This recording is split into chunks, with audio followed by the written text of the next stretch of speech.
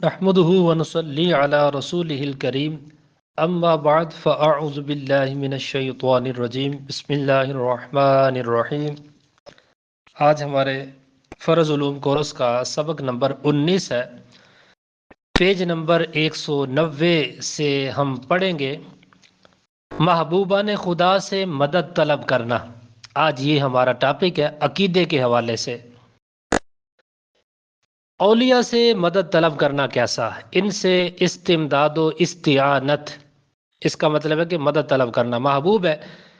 یہ مدد مانگنے والے کی مدد فرماتے ہیں، چاہے وہ کسی جائز لفظ کے ساتھ ہو۔ ان کو دور و نزدیک سے پکارنا سلف صالح کا طریقہ ہے۔ رہا ان کو فاعل مستقل جاننا تو یہ وہابیہ کا فریب ہے۔ فاعل مستقل، اس کی وضاحت پیچھے کر دی گئی تھی۔ فاعل مستقل کہ ہم اللہ تعالیٰ کو مانتے ہیں حاجت روا، مشکل کشا، اور اگر اللہ کے کسی نیک بندے سے، اللہ کے جو پیارے ہیں، جو مقبولان بارگاہ ہیں، اگر ان سے مدد طلب کرتے ہیں، ان سے مشکل کشائی کا عقیدہ رکھتے ہیں، تو اس اعتبار سے کہ حقیقی طور پر اللہ تعالیٰ کی ذات عطا فرمانے والی ہے، اور جو اللہ کے مقبولان بارگاہ ہیں، نیک بندے ہیں، تو یہ اللہ رب العزت کی عطا سے دوسروں کی مدد فرماتے ہیں۔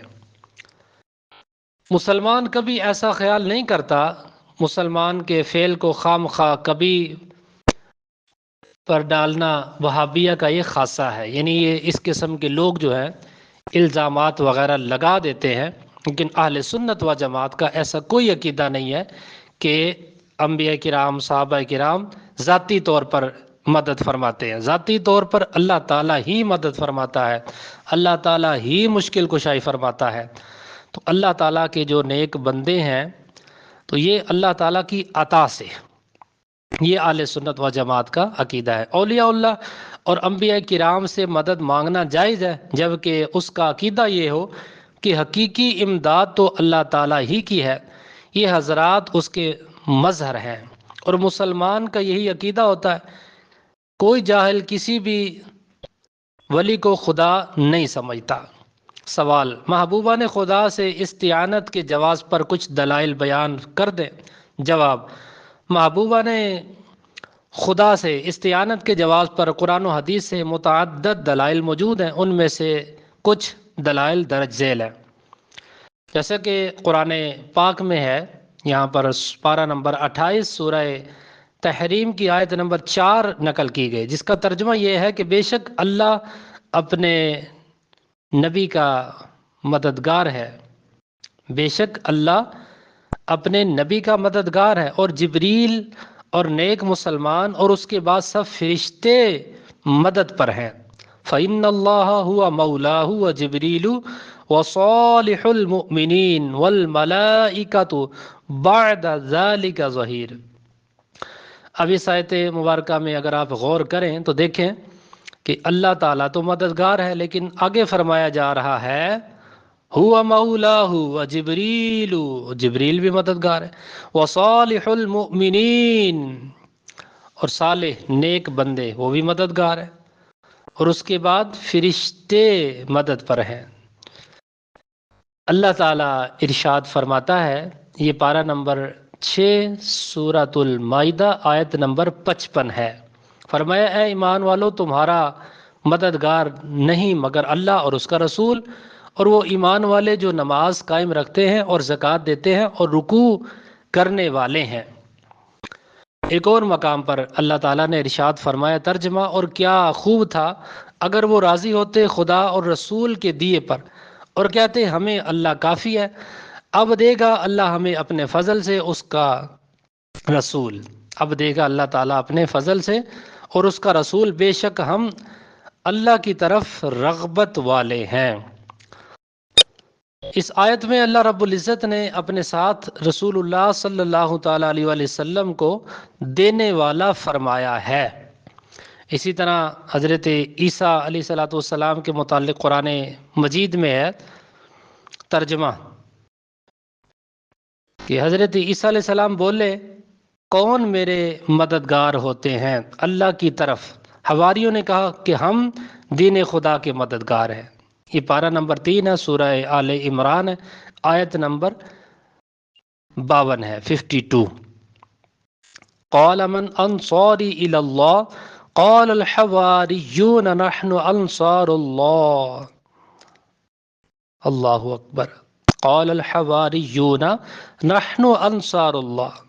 اللہ کی طرف جو ہے حضرت عیسیٰ علیہ السلام نے کہا کہ کون ہے جو میری مدد کرے؟ تو حواریوں نے کیا کہا کہ ہم دین خدا کے مددگار ہیں۔ انہوں نے یہ تو نہیں کہا کہ اللہ تعالیٰ مددگار ہے، اللہ تعالیٰ ہی تمہاری مدد کرے گا، لیکن انہوں نے کیا کہا؟ نحن انصار اللہ، ہم دین خدا کے مددگار ہیں۔ قرآن مجید میں یہ موجود ہے، قال انما انا رسول ربک لاہب لک غلاما زکیہ۔ ترجمہ، حضرت جبریل نے حضرت مریم سے کہا، اے مریم میں تمہارے رب کا قاصد آیا ہوں تاکہ تمہیں پاکیزہ فرزند دوں، یعنی پاکیزہ بیٹا۔ سبحان اللہ۔ قرآن مجید میں حضرت عیسیٰ علیہ السلام کا یہ قول بھی موجود ہے، سورہ آل عمران ہے، پارہ نمبر 3 ہے، آیت نمبر 49 ہے۔ فرمایا میں تمہارے لیے مٹی سے پرندے کی شکل بنا کر اس میں پھونک مارتا ہوں تو وہ خدا کے حکم سے پرندہ بن جاتی ہے۔ میں مادرزاد اندھوں اور کوڑ کے مریضوں کو شفا دیتا ہوں اور مردوں کو زندہ کرتا ہوں اللہ کے حکم سے، بِإِذْنِ اللَّهِ وَأُحْيِي الْمَوْتَى بِإِذْنِ اللَّهِ، اللہ تعالیٰ کے حکم سے زندہ تو کرتا ہوں۔ حضرت عیسیٰ یہ فرما رہے ہیں کہ میں زندہ تو کرتا ہوں لیکن اللہ تعالیٰ کے حکم سے، بِإِذْنِ اللَّهِ۔ تو پتہ ظاہر ہے وہی چل رہا ہے، یہ وہ پیچھے بات میں نے عرض کی ہے کہ اہل سنت و جماعت کا عقیدہ یہی ہے کہ عطا کرنے والی ذات خدا کی ہے ذاتی طور پر، لیکن اللہ تعالیٰ کے جو مقبولان بارگاہ ہیں تو اللہ تعالیٰ ان کو یہ طاقت اور قدرت عطا فرما دیتا ہے کہ یہ بھی پھر مدد فرماتے ہیں۔ حقیقی مدد وہ اللہ تعالیٰ ہی کی ہوتی ہے، تو یہ درمیان میں وسیلہ بن جاتے ہیں۔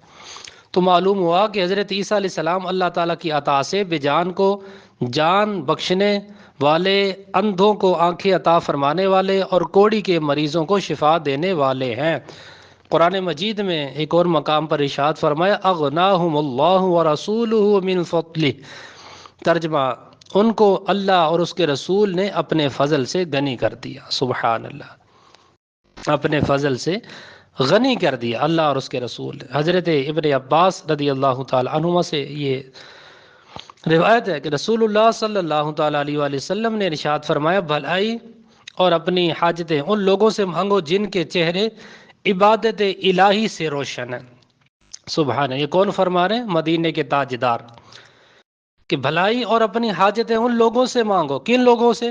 جن کے چہرے عبادت الہی سے روشن ہیں، عبادت کرنے والے ہیں، اللہ تعالیٰ کے نیک بندے ہیں۔ سبحان اللہ، ان سے مدد مانگنے کا کون فرما رہا ہے؟ مدینے کے تاجدار۔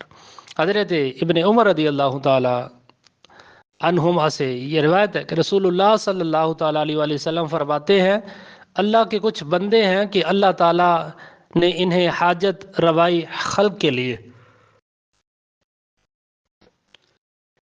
یا فرمایا کہ اللہ تعالیٰ نے انہیں حاجت روائی خلق کے لیے خاص فرما دیا ہے، یعنی لوگوں کی خدمت کے لیے۔ لوگ گھبرائے ہوئے اپنی حاجتیں ان کے پاس لاتے ہیں اور یہ بندے عذاب الہی سے امان میں ہیں۔ سبحان اللہ۔ حضرت سیدنا مالک عدار سے یہ روایت ہے، فرماتے ہیں کہ حضرت عمر بن خطاب رضی اللہ تعالیٰ عنہ کے دور میں لوگوں پر قحط پڑ گیا اور ایک آدمی نبی کریم صلی اللہ تعالیٰ علیہ وسلم کی قبر مبارک پر آئے اور کہا کہ یا رسول اللہ صلی اللہ تعالیٰ علیہ وآلہ وسلم، اللہ عز و جل سے اپنی امت کے لیے بارش طلب کریں، بارش کی دعا مانگے کہ ہلاک ہو رہے ہیں۔ تو رسول اللہ صلی اللہ تعالیٰ علیہ وآلہ وسلم اس آدمی کے خواب میں تشریف لائے اور فرمایا، عمر کو میرا سلام کہنا اور اسے خبر دینا کہ بارش ہوگی، اور یہ بھی کہنا کہ نرمی اختیار کریں۔ اس شخص نے حاضر ہو کر خبر دی تو حضرت عمر رضی اللہ تعالی عنہ یہ سن کر روئے اور پھر کہا، اے میرے رب، میں کوتاہی نہیں کرتا مگر اس چیز میں جس میں میں عاجز ہوں۔ آئرے جو اختیار میں ہوتا ہے انسان وہی کرتا ہے۔ سیدنا ربیعہ بن کعب اسلمی رضی اللہ تعالی عنہ سے یہ روایت ہے، یہ فرماتے ہیں کہ میں حضور پر نور سید المرسلین صلی اللہ تعالی علیہ وسلم کے پاس رات کو حاضر رہتا۔ ایک شب حضور کے لیے آب وضو یعنی وضو کا پانی وغیرہ ضروریات لایا تو رحمت عالم صلی اللہ تعالی علیہ وسلم کا بحر رحمت جوش میں آیا۔ بحر یہ دریا کو کہتے ہیں، تو بحر رحمت جوش میں ارشاد فرمایا مانگ کیا مانگتے ہو، ہم تجھے عطا فرمائیں۔ میں نے عرض کی حضور سے سوال کرتا ہوں کہ جنت میں اپنی رفاقت عطا فرمائیں۔ سبحان اللہ، رفاقت کہتے ہیں ساتھ کو، سنگت کو۔ تو فرمایا کچھ اور؟ میں نے عرض کی میری مراد تو صرف یہی ہے۔ فرمایا تو میری اعانت کر اپنے نفس پر کثرت سجود سے۔ سبحان اللہ، آج لے ان کی پناہ، آج مدد مانگ ان سے، پھر نہ مانیں گے قیامت میں اگر مان گیا۔ یہ سیدی اعلیٰ حضرت کا شعر ہے۔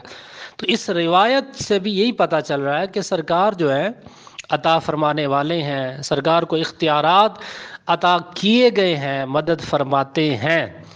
اب دیکھیں نا، ایک بندہ بڑے دھڑلے سے کہے کہ بھائی مجھ سے مانگو، ہیں جی مجھ سے مانگو، اب اس کے پاس کچھ ہوگا تو وہ کہے گا نا مجھ سے مانگو، اس کے پاس ہوگا ہی نہیں تو وہ کیسے کہے گا مجھ سے مانگو؟ تو مدینے کے تاجدار نے فرمایا مجھ سے مانگو، جو مانگو گے دیا جائے گا۔ سبحان اللہ۔ شیخ شیوخ علماء الہند سیدی شیخ محقق مولانا عبدالحق محدث دہلوی رحمۃ اللہ تعالی علیہ شرح مشکاۃ شریف میں اس حدیث پاک کے تحت فرماتے ہیں، یہ جو ان کی اشعۃ اللمحات ہے، یہ مشکاۃ شریف کی شرح، یہ فارسی کی کتاب ہے۔ اس میں فرماتے ہیں کہ مطلقاً سوال سے کہ آپ نے فرمایا مانگ، اور کسی خاص شے کو مانگنے کی تخصیص نہیں فرمائی، یعنی یہ نہیں کہا کہ یہ مانگو وہ نہ مانگو، یا وہ مانگو یہ نہ مانگو، میں یہ دے سکتا ہوں وہ نہیں دے سکتا، یہ وہ دے سکتا ہوں یہ نہیں دے سکتا۔ اس طرح سرکار نے قید نہیں لگائی، تو معلوم ہوتا ہے کہ تمام معاملہ آپ کے دستے اقدس میں ہے، جو چاہیں جسے چاہیں اللہ تعالیٰ کے اذن سے عطا فرما دیں۔ سبحان اللہ۔ یہ کون فرما رہا ہے؟ شیخ عبدالحق محدث دہلوی رحمۃ اللہ تعالیٰ، جن کو یہ دیوبندی وہابی سب مانتے ہیں۔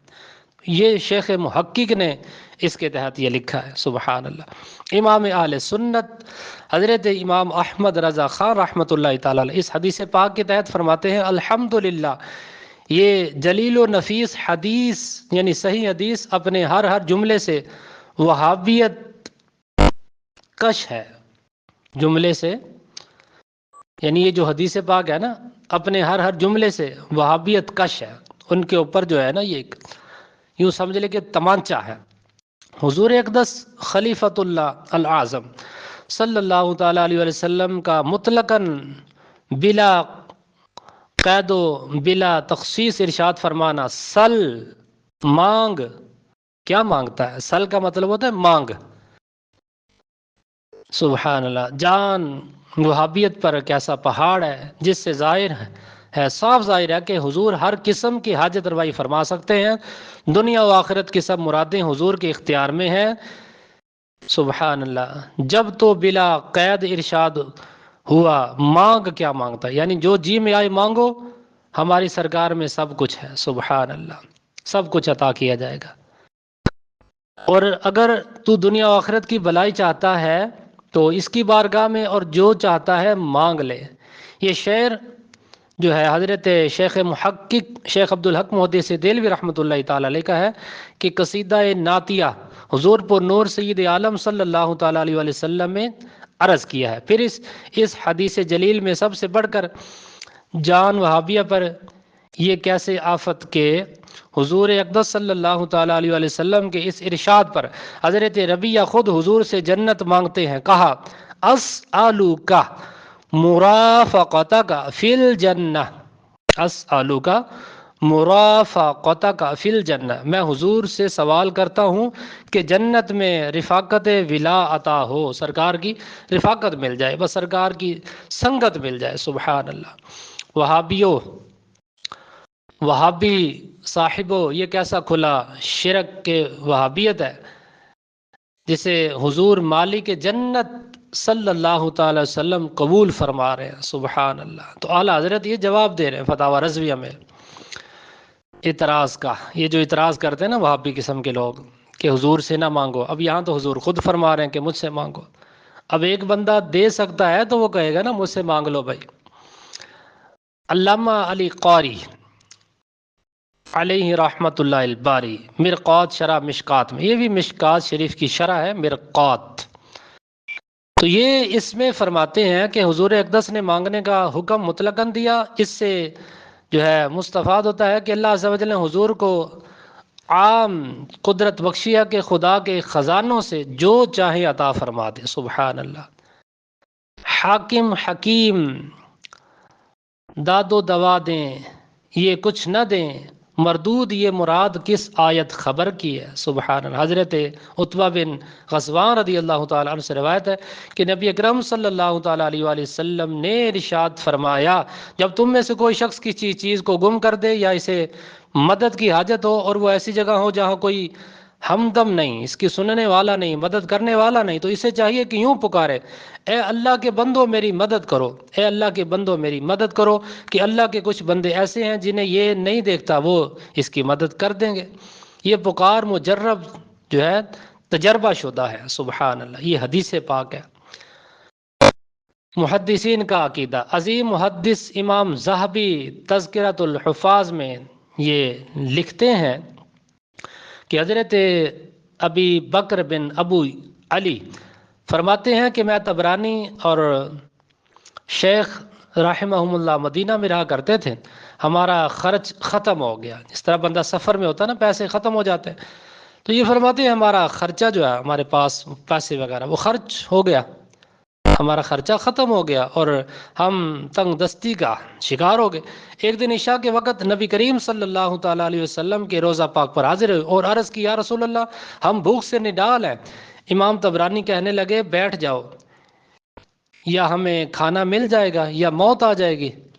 یہ فرماتے میں اور ابو شیخ اٹھ کر دروازے کے پاس آئے اور دروازہ کھولا تو دیکھا کہ ایک علوی اپنے 2 غلاموں کے ساتھ تھا، وہ ٹوکرے میں بہت سی چیزیں لیے کھڑے تھے۔ علوی بولا، میں نے رسول اللہ صلی اللہ تعالی وسلم کے پاس شکایت کی ہے اور مجھے رسول اللہ نے خواب میں آ کر تمہیں کچھ دینے کا حکم دیا ہے، سبحان اللہ۔ اب دیکھیں نا، اختیارات ہیں سرکار کے پاس، اتنی شان اللہ تعالیٰ نے عطا فرمائی ہے تو یہ غلاموں کو عطا فرما رہے ہیں نا، سبحان اللہ۔ اعلیٰ حضرت کا بڑا پیارا شعر ہے کہ میرے کریم سے اگر قطرہ کسی نے مانگا، دریا بہا دیے ہیں، دربے بہا دیے ہیں، سبحان اللہ۔ سرکار کی یہ شان ہے۔ تو ہمارا تو یہ عقیدہ ہے اہل سنت و جماعت کا، یہ یاد رکھیں، جو وہابی دیوبندی وغیرہ لوگ ہیں نا، تو یہ اس چیز کے قائل نہیں ہیں، یہ اعتراضات کرتے ہیں۔ سرکار سے مدد نہیں مانگنی چاہیے، جو مانگنا ہے اللہ سے مانگو، کسی سے کچھ نہ مانگو وغیرہ وغیرہ۔ تو یہ عقائد کے حوالے سے بڑا یہ بہترین آج کا ہمارا بیان تھا، بہترین ہمارا سبق تھا، اس کو آپ اچھی طرح سے دیکھ لیں، ذہن نشین کر لیں، مطالعہ کر لیں۔ اللہ تعالی ہمیں عمل کی توفیق عطا فرمائے۔ وما علینا الا البلاغ المبین۔